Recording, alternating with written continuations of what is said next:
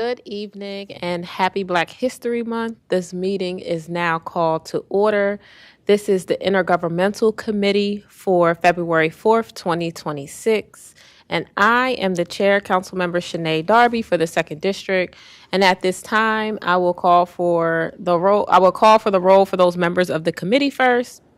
So I'm present. Present, do we have Vice Chair Councilmember Johnson? Councilmember Christian Willauer, Councilmember Xanthia Oliver. And then we have Council President Trippy Congo. Here. Other council members that we have here with us tonight is Councilmember Colby Owens. Present. And I don't know if we have anyone's online outside of. We have Councilmember Bracy, Councilmember McCoy, and Councilmember Johnson is also online. He may be having trouble with his mic. Okay, yeah, so let's recognize Councilmember Johnson, Councilmember Yolanda McCoy, and Councilmember Letitia Bracy. I named everybody. Okay. All right. Thank you. Got it. So we have a few resolutions tonight. Our first 3 pieces of resolution will be presented by Councilmember Owens. So our first resolution is to amend Wilmington Charter Section 2300 to require City Council to appropriate grant funds in the annual operating budget. So I'll let you speak to that, Councilmember Owens. Yes. Actually, if I can, Madam Chair, can I kind of speak to all 3 together because they're all paired together? Yeah, we could do that. Okay, thank you. So these 3 resolutions addresses a gap that was recognized during 2020 when we received ARPA funds, a once-in-a-lifetime opportunity for the city. These 3 resolutions are asking for charter changes to make sure that if we receive grant funds such as that again, that money is supposed to be appropriated through the city council, even if it comes midterm, after we've already passed the budget. So that's what these 3 resolutions have, and I can take questions.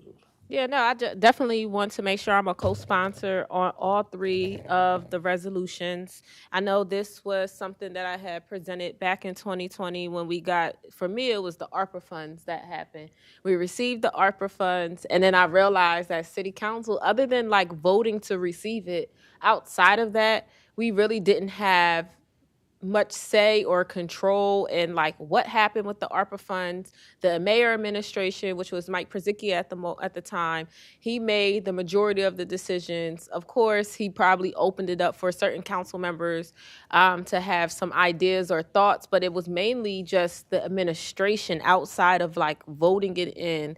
So I'm in full support of this. I think city council should have more of a voice and say when we have things like COVID that happens and then we end up getting a large sum of money. Council should be able to have a voice in how we spend that, just hoping that outside of just hoping that the administration will work with us. So I just want to make sure I'm added as a co-sponsor. Thank you for that. Are there Councilmember Chris Johnson? Or I'm sorry, Councilmember McCoy. Yeah. I'm sorry, I thought I couldn't see who had their hand up first, but that's fine. Go ahead, Councilmember Johnson. Sorry. Yes, I just wanted to say I am supportive of this as well. Going back to 2020 last session, Councilmember Darby knows the frustration we did have on the council side. Now, we did get input into the process, but the way our charter reads, once we appropriate, an administration is made to execute. You have the same issue with like the federal government, Congress. Congress allocates money, and then the White House decides, especially nowadays, how they want to spend it. So, I think long term, again, it would take a charter change, but this is at least a step forward. Councilmember McCoy. Yes, thank you. I do want to ask the sponsor. So I just want to be clear. this is more than just the accepting or the receiving of the funds. These three different resolutions will give council more of an opportunity Hmm. to find out exactly what these funds are going to be used for, or will we get that opportunity to actually state those things, or will we still be just voting on what the administration is actually trying to get done because they are the executive branch. Yes, so this would give more opportunity for council members, individual council members, to have a say in what that those dollars should be going to. Again, this is how I see it is it's about more accountability and transparency and fiscal oversight over where these dollars are going. So it would give a district council member or even an at-large council member opportunity to kind of just question back and forth, are these dollars best serving my community as well too, in case of a global pandemic again, to make sure that we're addressing the needs of all our residents. And Okay, again, thank you. and again, this isn't targeted towards any administration or anything. This is just going forward best practices of how it should go in the future. All right. Any other recognizing Councilmember Willauer? Did you have any questions or thoughts about this? No, thank you, Madam Chair. I just wanted to be recognized. Yes. Do we have any public comment online? Double check.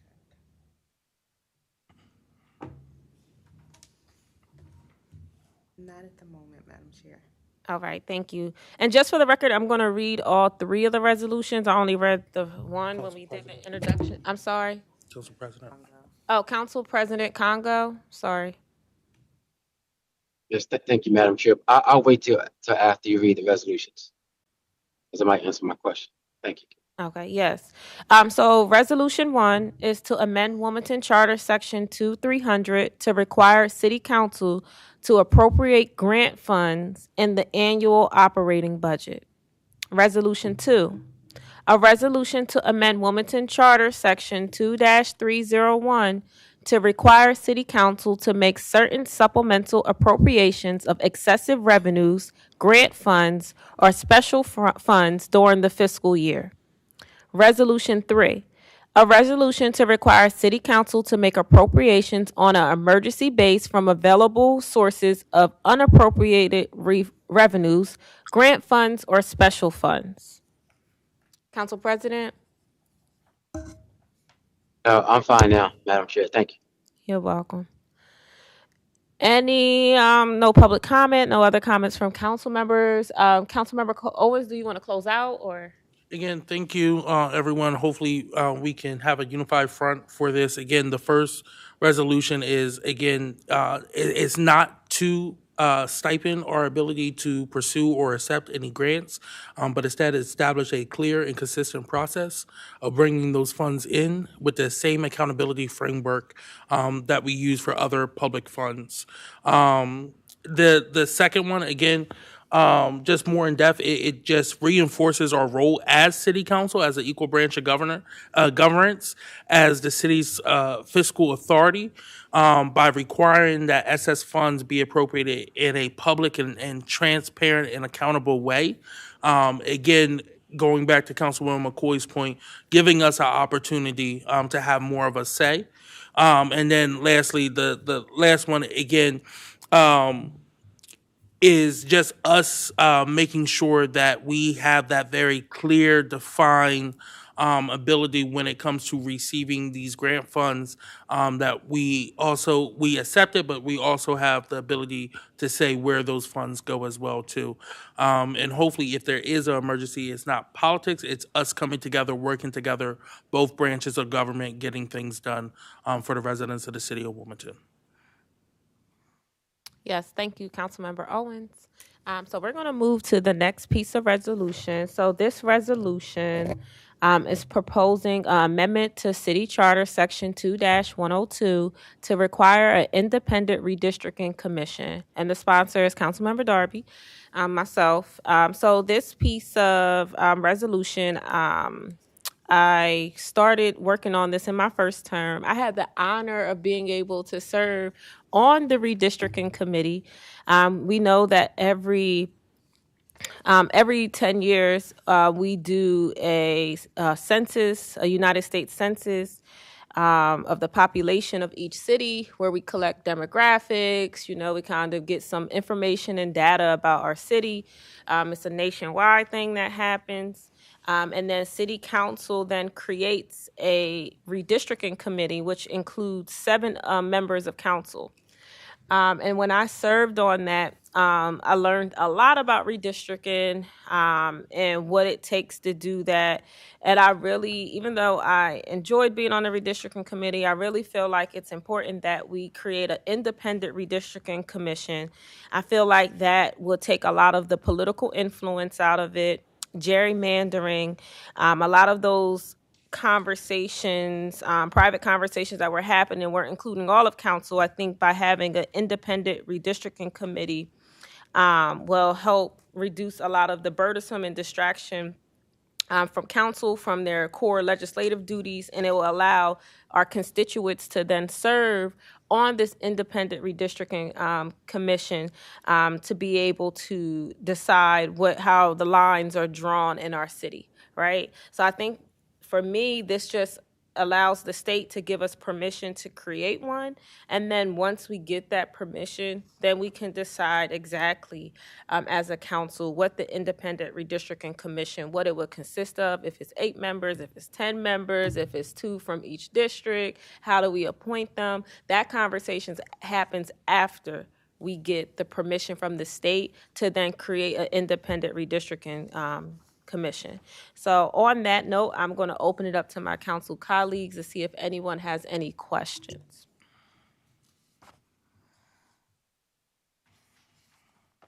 I'm not seeing any hands up on the screen or in person. Do we have any public comments? No hands up, Madam Chair. Okay. All right. So the next piece of resolution is going to be a resolution requesting a Wilmington governmental representation on the Diamond State Board Corporation. So this is in relation to our ports. So we have a port within the city of Wilmington limits. Decades ago, the city of Wilmington actually owned and operated the port. It was then given to the state to manage our ports here in the city of Wilmington.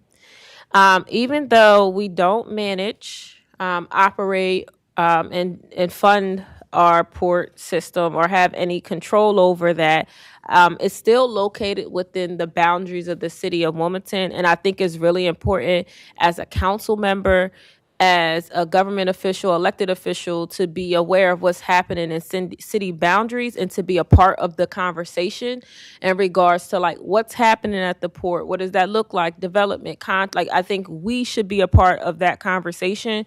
So this resolution is asking the state to put a Wilmington governmental representation on the Diamond State Board Corporation, who manages the board and makes a lot of the decisions on the state end.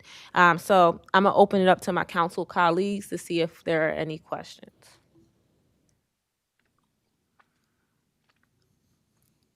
I don't see any online or no. Oh, sorry, Councilmember McCoy. Yes, thank you. So as of today, you're stating that there's no one from the government within City of Wilmington. How about any of our our collaborative forms of government like county or state? Just nobody from Wilmington. Yeah, so there are senator. There's some senators and state representatives. Kendra. So Kendra can answer. Yes, sorry. Okay. So I don't have the legislation in front of me, but basically the governor appoints all positions. There's a representative from each county. There's a representative generally for the city of Wilmington, not necessarily someone serving in government. Previously, that was Ms. Marietta Wellen, but I believe she has vacated the seat. So currently, the city of Wilmington director seat is vacant. Okay, may I follow? Yes. Okay, so basically, then this resolution going downstate is to request from the government to either appoint an additional seat, like not stating that we would replace Ms. Whalen, but an additional seat for a legislator from the city of Wilmington. Correct. It would have to be someone within the government of the city of Wilmington. Correct. Oh, It just won't be the replaced. government. Okay. Yeah, because currently, right now, as we learned, there's someone from the city of Wilmington who a director was the city of Wilmington director, but they weren't a part of the administration. They're not a part of the executive branch. They're not a part of the legislative branch. They're not connected to us to be able to feed us back the information. Okay. Yeah, so we'll just be creating an additional seat that's connected to our government. Right, that's all I had. Thank you.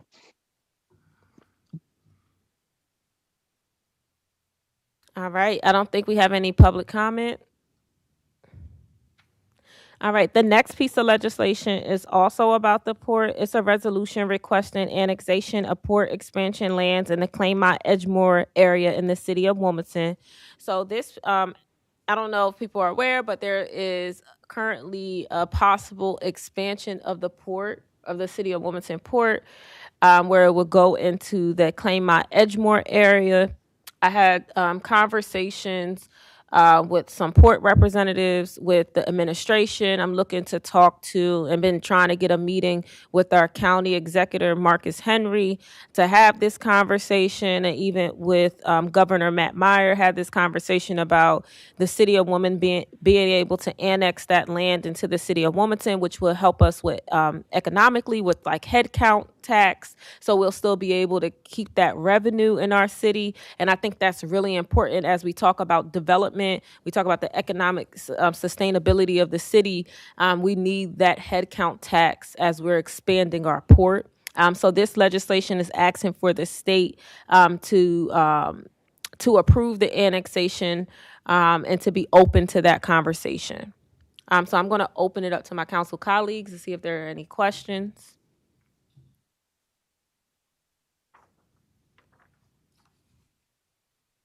Are there any public comments? Joe has a hand up. Oh, sorry. Marshall Bass Knight. Yes, Chairwoman, Darby. Is this also going to be something for Newcastle County as well, or is it just going to the Delaware General Assembly? I apologize, I just didn't hear that part. Is it going to both the Delaware General Assembly as well as Newcastle County?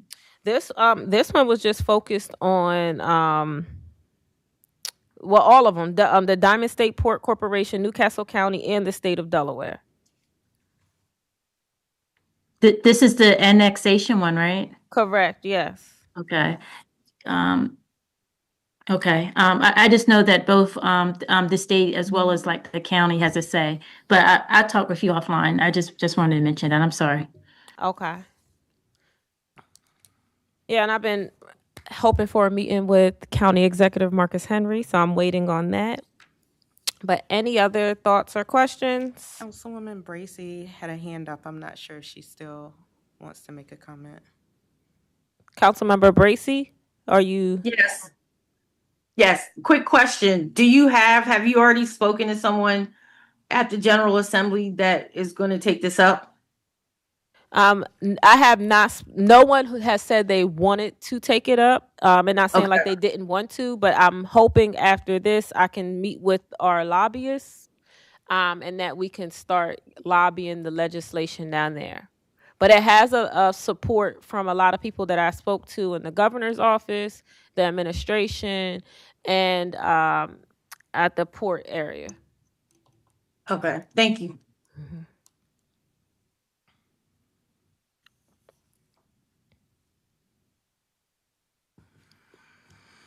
Alrighty. So we're going to go to our next piece of legislation or resolution that we have on here, which is a resolution in opposition to the proposed reinstallation of the Christopher Columbus statue at the Father Tucker Park. So this piece of resolution well, just a little bit of backstory. A few weeks ago, I received an email inviting me on February 14th to a meeting to have a discussion about the Christopher Columbus statue being reinstalled at a public park, which is Father Tucker Park. And I thought it was, I didn't know if it was real or not, that during this times that we're in, that someone would make that type of request. But outside of being shocked about the request going into a public park, one of the things I want to urge our city from doing is supporting public figures to go into public parks. Now, if they want to put it in a private park, if they want to bring it wherever they want to bring it, but using public dollars to support people who are the face of genocide, imperialism, colonialism, and Black and Indigenous people feel the impacts of that today. I just think it's very disrespectful, because we wouldn't ask any other group to ask if the person who colonized, terrorized their community is then allowed to have a statue. So I declined. I will not be attending the meeting. But I am putting up a resolution, and I am open to the group receiving their statue back. They made a request from that via email today. I am not interested in entertaining any conversations of community input on a statue of Christopher Columbus or anyone who owned slaves, anyone who was a colonizer, anyone who fits into that category and who killed, raped, and did so many things to peoples over century. I'm not supporting it. Never will. I don't care how much community input you think there's going to be. There's no thought in my head. There's nothing in my bones, in my body, that's going to say, oh yeah, I'll think about it going at a public place. It's not happening. So this piece of resolution is saying that we as a council will not accept that, and we're urging the administration or anyone in that fault to even engage or entertain this conversation. So any questions from, or thoughts or concerns or comments from council members? Councilmember Johnson's hand. Councilmember Johnson? Yes, Councilmember Darby, I appreciate your feedback. And again, this is within the 7th district, and I, this is, I know, a difficult conversation. There it is, engaging with the community on this, the Italian Heritage Club, the Piedmont, other organizations.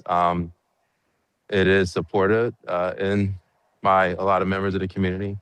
Now, I know there's different talks about whether it would be in the city or possibly taken to Newark. I'm not sure, but I know they want to have a conversation. Again, my personal belief regarding Christopher Columbus is not important. I do agree it's not a figure we should celebrate, but this is America, and Christopher Columbus does exist. I know, like in South Philadelphia, for instance, it's gated and it's in South Philadelphia, because that's what the community wanted. So I just wanted to kind of keep that in mind as we move forward.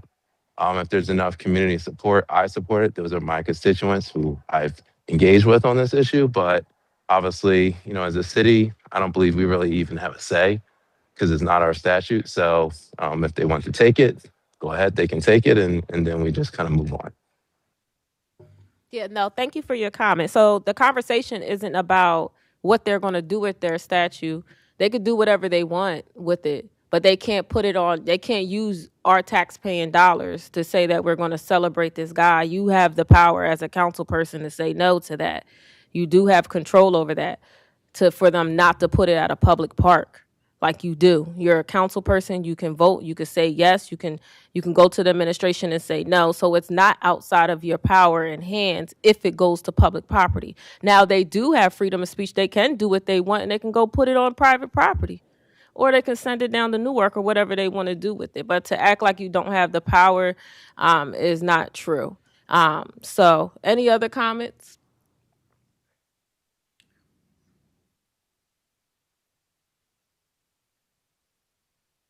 All right. So the last piece of resolution. Madam Chair, I just wanted to, for the date for the council meeting, all of these will be February 19th. Yes, it will be February 19th. But the last piece of resolution is It got mixed in with all of my papers. A resolution on special elections to fill council vacancies. So this piece of resolution is asking the state to change our process for special elections. So currently, right now, if there is a vacant seat on city council, other council members go through a process where they do interviews. People from the community can say, "Hey, I'm interested in this position." City council, they then do a interview, and then they do a process where they then vote on a person who they want to fill that seat. In my experience, I think I went through this maybe twice or three times since I've been on city council, and I just do not feel like this process is fair. I do not feel like this process represents what the community wants, and I really feel like when there are council vacancies, the community should have a say. The community should say who they want to sit in that seat. So that is what this resolution is focused on. Any questions or comments for my council colleagues?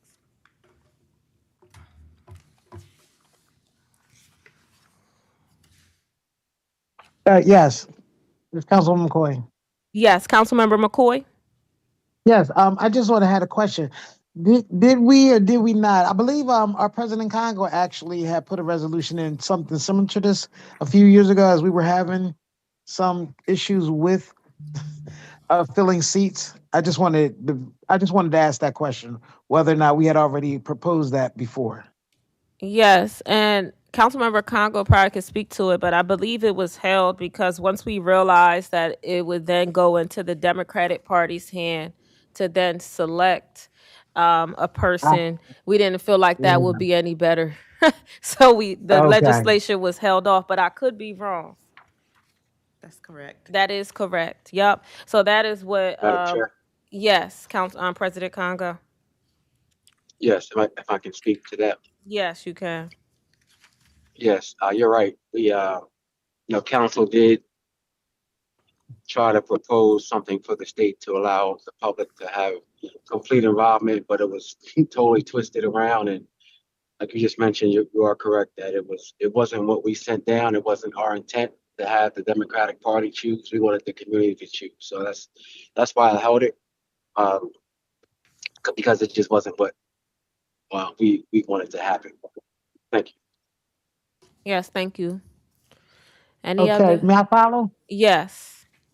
All right. So then my question is, with this resolution, will there be any changes to how the Democratic Party responds? I'm like, is this still going to be the same instance that we don't want to have, or will you be trying to change this process in its entirety? Yes, it's changing the process in its entirety where there's there's a public vote. Okay. That's all I had. Thank you. Councilmember Owens. Yes, I just to Councilwoman McCoy's point, there is a bill that's currently being introduced in Dover, that will change how all special elections are done. That would be in line with how this is written. So it would be an opportunity to have like a snap primary window and then have a general special election there for individuals to fill a vacancy.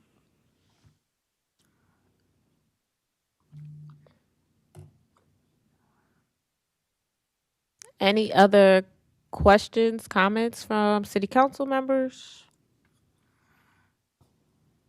Anyone online? Any public comment?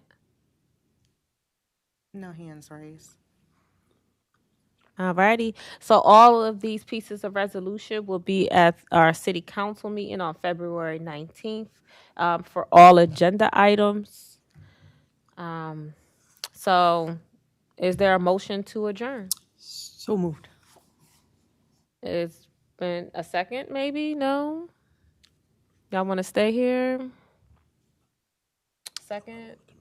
Huh? You're not on the committee? Second. Councilman, A second. Alrighty. All those in favor signify by saying aye. Aye. All Aye. those opposed, motion carried. This meeting is now adjourned.